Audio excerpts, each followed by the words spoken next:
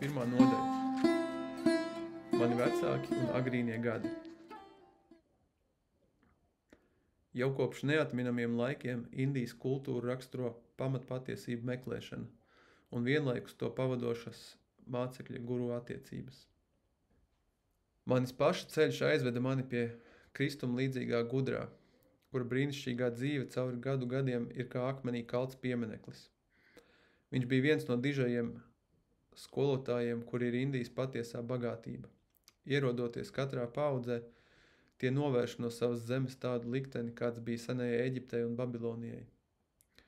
Es redzēju, kā manās pašās pirmajās atmiņās atklājas seni skati no iepriekšējās iemiesošanās.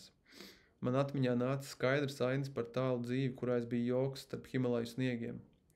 Pateicoties kādai bezdimensiju saiknei, šie atmiņu uzplēksnījumi man sniedz arī iespēju ieskatīties nākotnē. Vēl joprojām es atceros zīdaiņa vecumu pazemojušo bezpalīdzību. Līdz mielēm es apzinājos nespēju staigāt un brīvi izpausties. Mani pārņēma lūkšana uzplūdi, jo es apjautu savu ķermeņa rīcību nespēju. Domās mana spēcīgā emocionālā dzīve izpaudās daudzu valodu vārdos. Tādā iekšējā apjukumā starp daudzajām valodām es pamazām pieradu pie man apkārt esošo cilvēku runātās bengāļu valodas skanējumu. Ak šīs neaptveramās zīdaiņa prātas iespējas, kuras pieaugušo izpratnē aprobežojas vienīgi ar rotaļlietām un paša degungalu.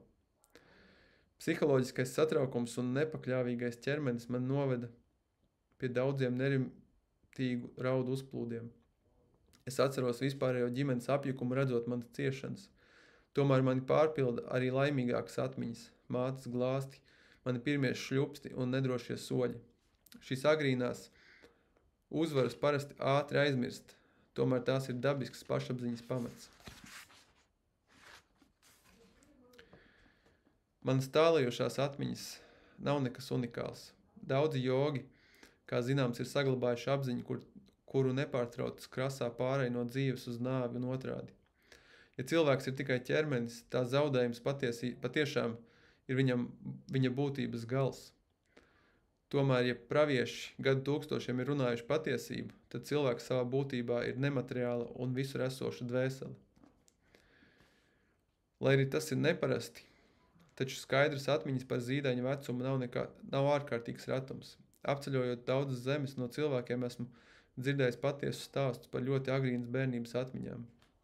Es piedzimu 1893. gada 5. janvārī Goranpūrā, kas atrodas ziemeļaustrumu Indijā netālu no Himalaju kalniem. Tur pagāja mani pirmie 8 dzīves gadi. Mēs bijām 8 bērni, 4 zēni un 4 meitenes. Es, Mukunda Lalgošs, Mukunda tas ir Paramhansa Joganandas īstais vārds, un Jogananda ir viņa guru dotais vārds, kad viņš pievienojās Svami ordenim un kļuva par Svami. Un Paramhansa tas ir tituls, kas nozīmē visaugstākais gulbis.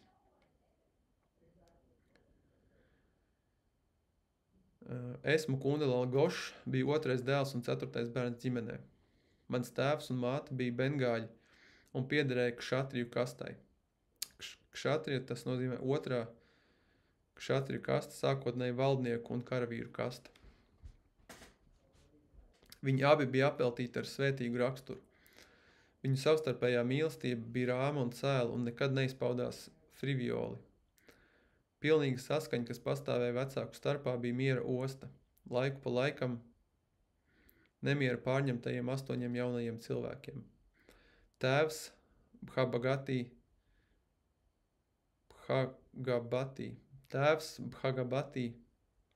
Čarans Gošs bija laipns, nopietns un dažkārt ass.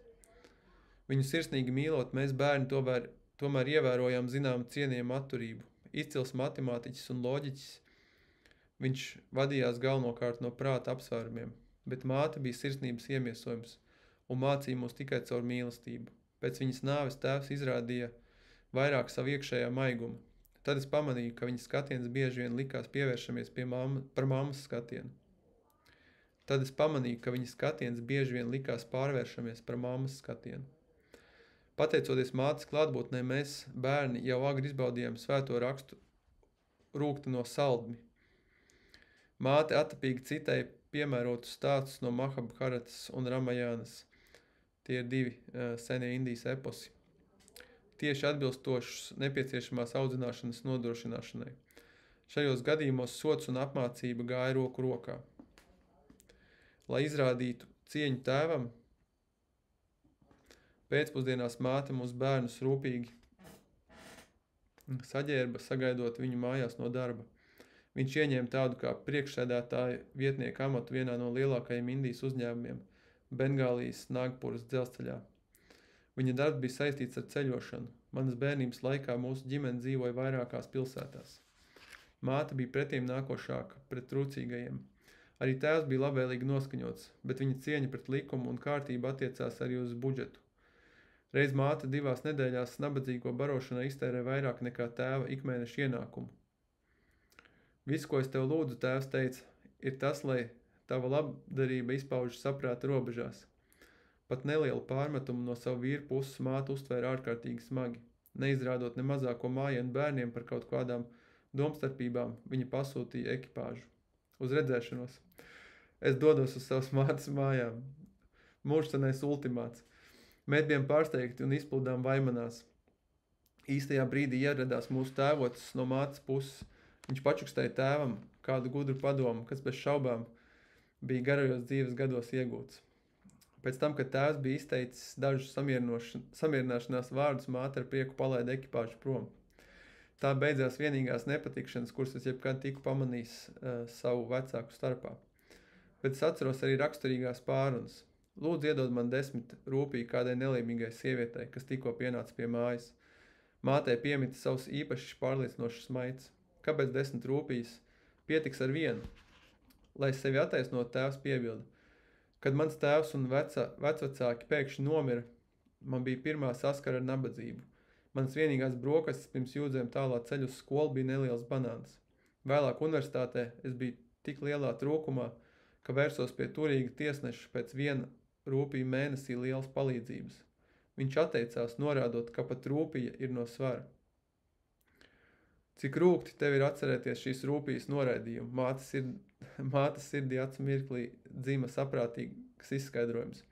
Vai tu vēlies, lai šī sieviete arī sāpīgi atcerētos tavu atteikumu iedot 10 rūpijas, kas viņai ir steidzami nepieciešams? Tu uzvarēji. Ar mūšanos sievas pievarēta vīra žestu viņš atvēr savu maku. Šeit ir 10 rūpiju naudas zīme. Iedod to viņai līdz ar manu labu vēlējumu. Tēvs mēdz vispirms pateikt, nē, jebkuram jaunam priekšlikumam. Viņa attieksme pret svešinieku, kurš tik viegli bija iegūs mātes simpātijas, bija piemērs viņa ierastajai piesardzībai. Nepatika pret tūlītēju piekrišanu tiešām ir tikai cieņa pret principu, par to jāpadomā.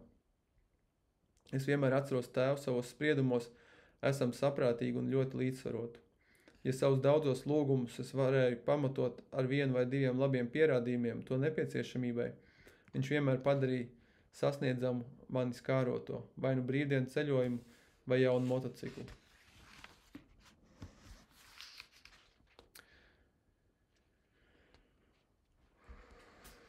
Tēvs bija stingras disciplīnas atbalstītājs attiecībā uz saviem bērniem. Viņa dzīves agrīnajos gados. Viņa attieksme pret sevi bija patiesi spartiska. Viņš nekad, piemēram, neapmeklēja teātri, bet atguva savus spēkus dažādās garīgās praksēs un lasot Bhavad-gītu. Bhavad-gīta šī ir, te paskaidrojumā rakstīts, šī cildenā sanskrita poēma, kas veido daļu no Mahabharatas eposa, ir hindu bībele. Tātad Bhavad-gīta ir līdzvērtīga mūsu kristiešu pasaulē bībelē, tā hinduismā Bhavad-gīta ir viens no svarīgākajiem svētajiem rakstiem.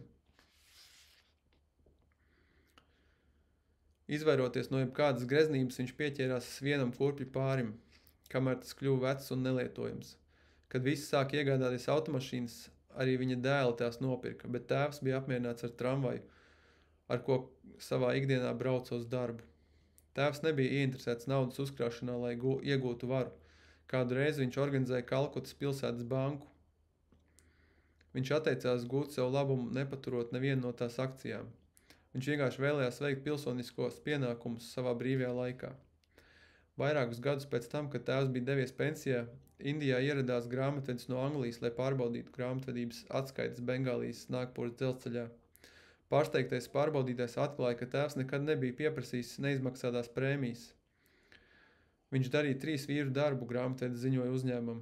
Uzņēmums viņam ir parādā kā nokavēto kompensāciju 125,000 rūpijas, kas ir līdzvērtīgi 41 000 dolāru.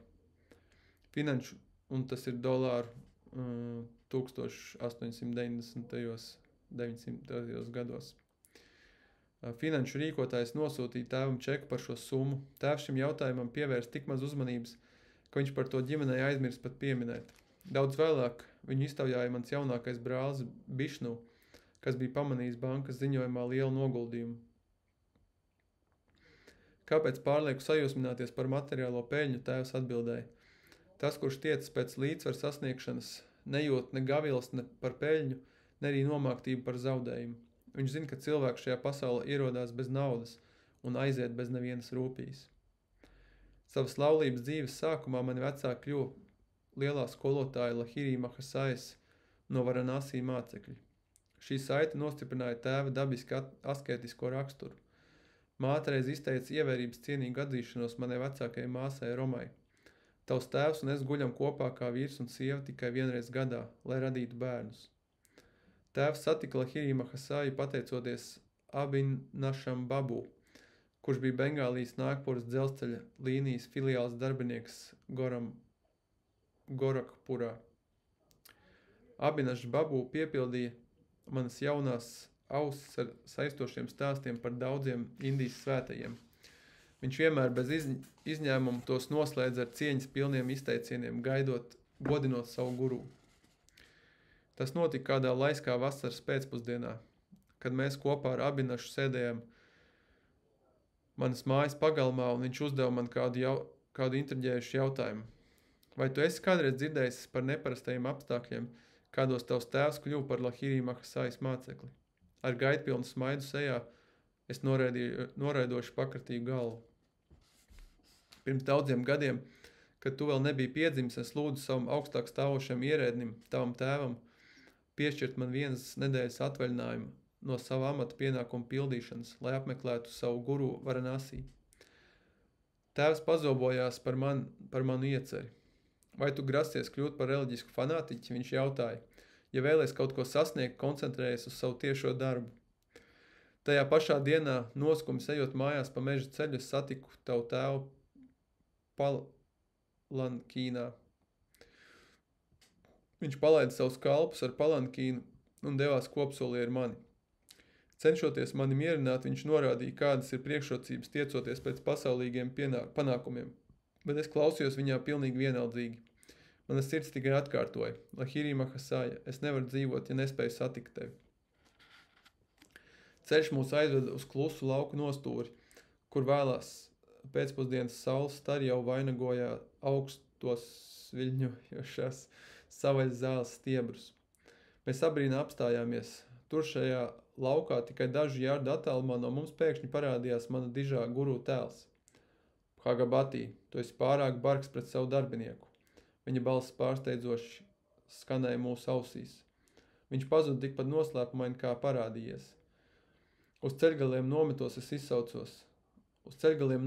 es izsaucos. Lahiri Mahasaja, Lahiri Mahasaja. Kādu brīdi tavs tēvs stāvēja apjukumā sastindzis. Abinaš, es nevien tev dodu atvaļinājumu, bet arī pats ņemu atvaļinājumu, lai jau rīt dotos ceļā uz Varanasī. Man ir jāiepazīst šis diženais Lahiri Mahasaja, kurš spēja materializēties pats pēc savas gribas, lai aizbilstu par tevi. Es paņemšu līdzi savu sievu un lūkšu šo skolotāju ievirzīt mūs savā garīgajā ceļā. Vai tu aizvedīsi mūs pie viņa? Protams, prieks piepildīja mani par šādu brīnumainu atbildi uz manu lūkšanu un ātro labvēlīgo notikumu pavērsienu. Nākamajā vakarā mēs ar taviem vecākiem ar vilcienu devāmies uz ceļā uz Varanasi. Nākamajā dienā to sasniedzot kādu gabalu braucām zirga pajūgā, tad pa šauriem lauku ceļiem nācās iet kājām līdz mana guru nomaļajām mājām. Es parādīšu bildītes, kur ir Joganandas māte un tēvs.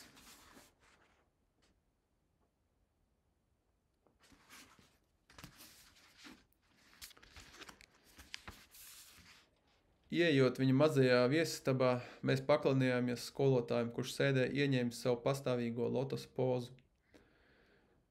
Viņš piemiedza savas cauribļošās acis, un viņa skats apstājās pavērsts uz tavu tēvu. Hagabatī, tu esi pārāk bargs pret savu darbinieku. Viņa vārdi bija tieši tādi paši, kādus viņš bija teicis 2 dienas iepriekš zālēnajā laukā. Viņš piebilda: es esmu priecīgs, ka tu esi atļāvis Abinašam doties pie manis, un ka jūs ar sievu esat atnākuši kopā ar viņu. Viņiem par prieku skolotājs sāka ievirzīt tavus vecākus krija jogas garīgajā praksē. Un apakšā paskaidrojums par krija jogu. Jogas tehnika, ko mācīja Lahiri Mahasaja, saskaņā ar kuru maņu kņada tiek aplusināta, kas ļauj cilvēkam sasniegt arvien pieaugošu vienotību ar kosmisko apziņu. Interesants maņu kņada.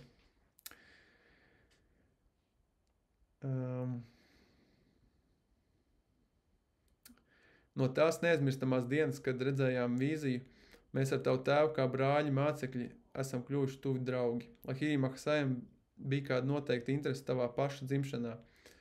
Tava dzīve neapšaubāmi būs saistīta ar viņa dzīvi. Skolotāja svētība nekad nepiedzīvo neveiksmi.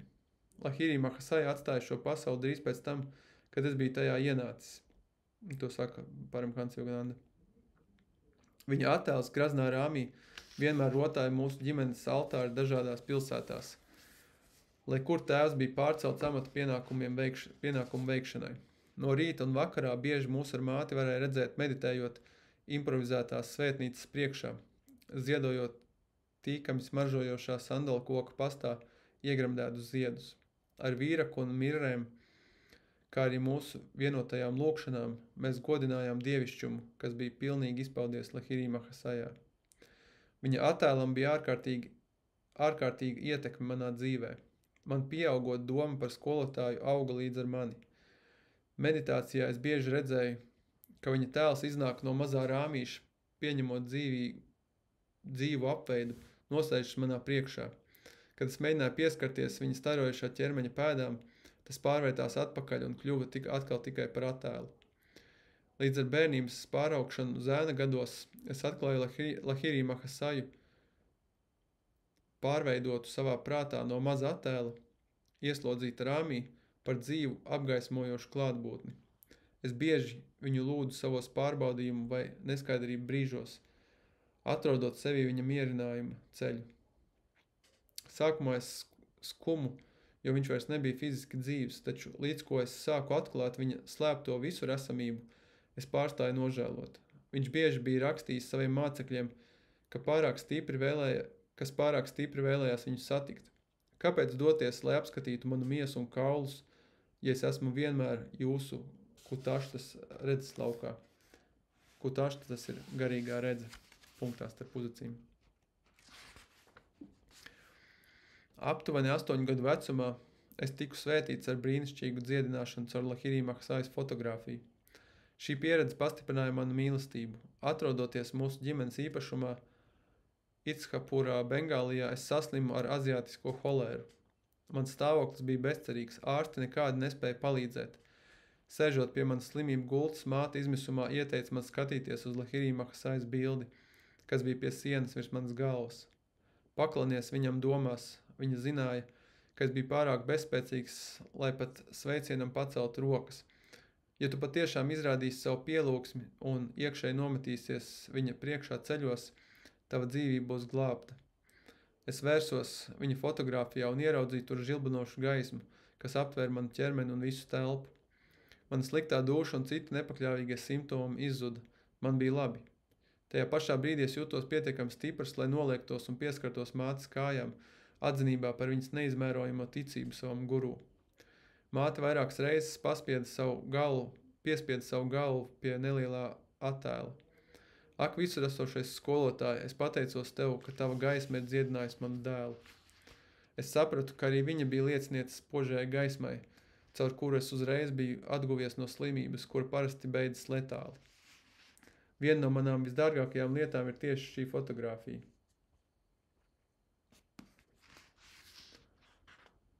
To tēvam bija iedevis pats Lahiri Makasaja.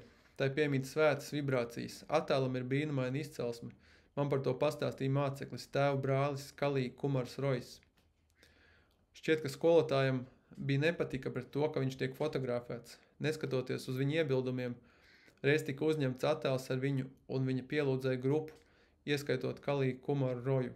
Fotogrāfs bija izbrīnīts, kad atklāja, ka plates, uz kuras bija skaidri visu mācekļu attēlu centrā, kur viņš bija pamatoti cerējis ieraudzīt Lahiri Makasajas apveidu, nebija nekā vairāk kā balts plankums. Šis fenomens vēlāk tika plaši apspriests. Students, kurš bija pieredzējis fotogrāfs Ganga Dhars Babu, lielījās, ka bēgošais stāvs nebūtu aizbēdzis no viņa. Nākamajā rītā, kad guru sēdēja uz koka soliņa lotus pozā, ar aizslietni viņam aiz muguras, Ganga Dhars Babu ieradās ar savu aprīkojumu. Ievērojot visus piesardzības pasākumus, lai gūtu panākumus, viņš alkatīgi eksponēja 12 plates. Uz katras viņš drīz vien ieraudzīja koka soliņa un ekrāna attēlus, bet arī šoreiz skolotāja tēls bija pazudis. Ar asarām acīs un sagrautu lepnumu Ganga Dhars Babu uzmeklēja savu guru. Pagāja daudzas stundas pirms Lahiri Makasaja pārtrauc klusēšanu ar zīmīgu skaidrojumu. Es esmu gars. Vai tavs fotoaparāts atspogļo visur esošo neredzamo? Es saprotu, ka tas nespēja, bet svētais kungs, es mīlestībā vēlos jūsu ķermeniskā tempļa attēlu. Mans redzējums ir bijis šaurs līdz pat šai dienai es neaptveru, ka jūsos pilnībā mājo gars. Tad atnāc rīt no rīta, es tev pozēšu. Vēl vienu reizi fotogrāfs fokusēja savu fotoaparātu. Šoreiz svētais veidols nepalika noslēpumaini nepamanāms. Bet skaidri parādījās uz plates. Skolotājs nekad vairāk nav pozējis nevienam citam attēlam, vismaz es nevienu neesmu redzējis. Fotogrāfija ir reproducēta šajā grāmatā. Lahiri Makasajam bija gaiši sejas panti, kādi piemīt vairākumam cilvēku. Pēc tiem ir grūti pateikt, kādai rasē viņš pieder. Prieks par saikni ar Dievu nedaudz atklājas viņa noslēpumainajā smaidā. Viņa pusatvērtās acis neizrāda lielu interesi par apkārtējo pasauli. Tās arī pa pusē aizvērtas, norādot uz viņa gremdēšanos iekšējā svētlēmē. Nepiesaistīts zemes nožēlojumiem vilinājumiem, viņš visu laiku stāvēja nomodā par garīgo meklētāju problēmām, kas vērsās pie viņa pēc atbalsta. Viņš visu laiku stāvēja nomodā par garīgo meklētāju problēmām, kas vērsās pie viņa pēc atbalsta. Neilgi pēc manas dziedināšanas, pateicoties guru attēlu iedarbībai, es piedzīvoju iespaidīgu garīgu redzējumu. Kādu rītu sēžot uz savas gultas nonācu dziļā transā. Kas ir aiz tumsas, kad acis ir aizvērtas? Šāda spēcīga, urdoša doma ienāca man prātā. Tajā pat brīdī milzīgs gaismas uzliesmojums parādījās manam iekšējam skatienam. Svēto dievišķie tēli kalnu alās, kas sēž meditācijas pozā, veidoja tādus kā miniatūras kino attēlus uz lielā spožuma ekrāna manā pierē. Kas jūs esat, es skaļi teicu. Mēs esam Himalaja jogi. Debesu atbildi ir grūti aprakstīt, mana sirds bija saviļņota. Ak, es ilgojos doties uz Himalajiem un kļūt kā jūs. Vīzija pazuda, bet sudrabainie stari izplatās arvien pieaugošos lokos līdz bezgalībai. Kas ir šis brīnumainais spožums? Es esmu īšvara, es esmu gaisma. Balss atskanēja kā dunoši negaisa mākoņi. Es gribu būt ar tevi vienots. No šīs savas lēni gaistošās dievišķās ekstāzes es saglabāju un paņēmu līdzi pastāvīgu iedvesmu meklēt Dievu. Viņš ir mūžīgs, aizvien jauns prieks. Šīs atmiņas saglabājās vēl ilgi pēc tās dienas ekstāzes. Arī kur parādīšu bildi ar Joganandu 6 gadu vecumā.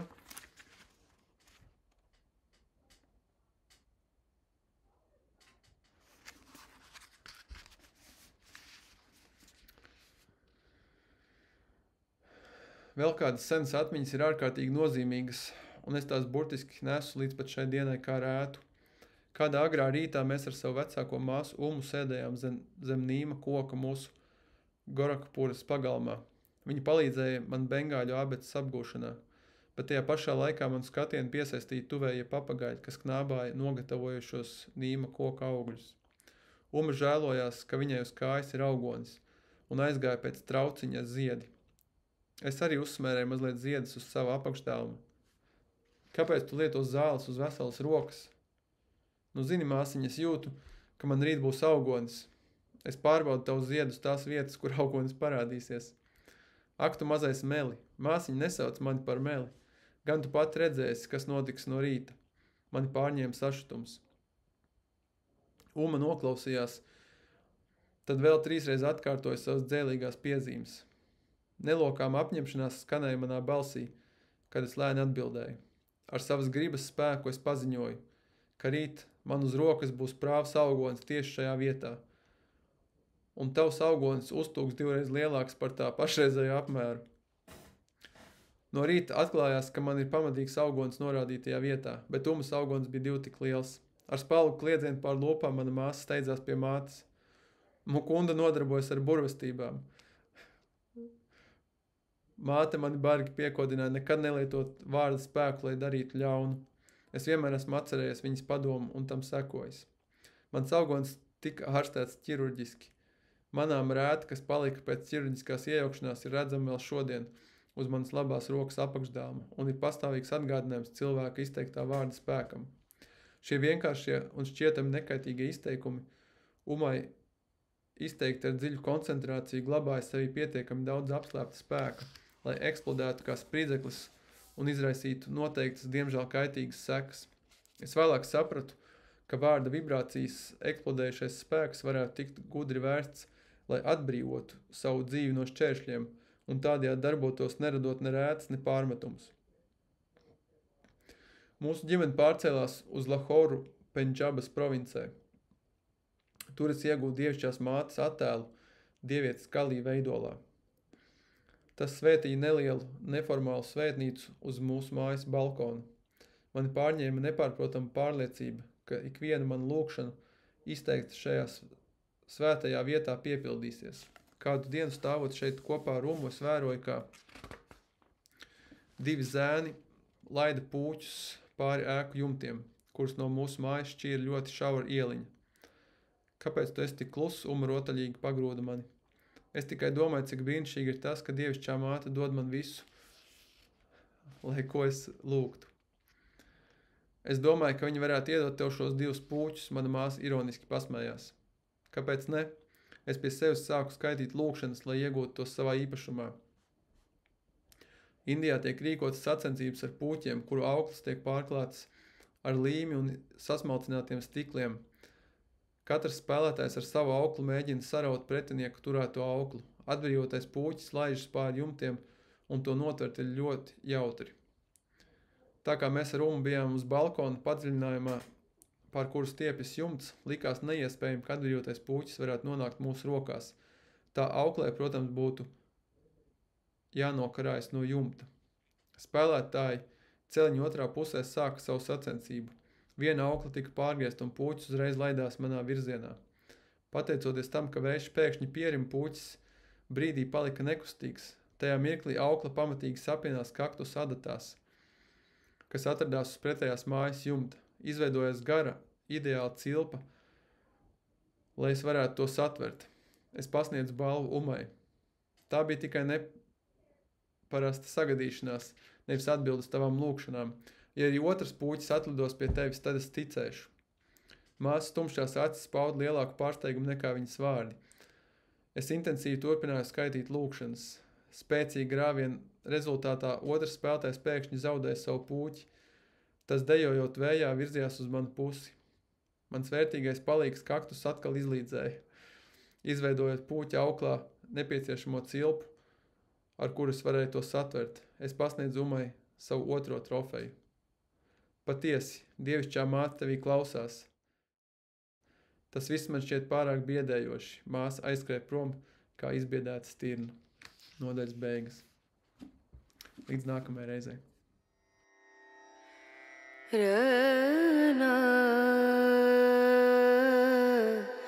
Ra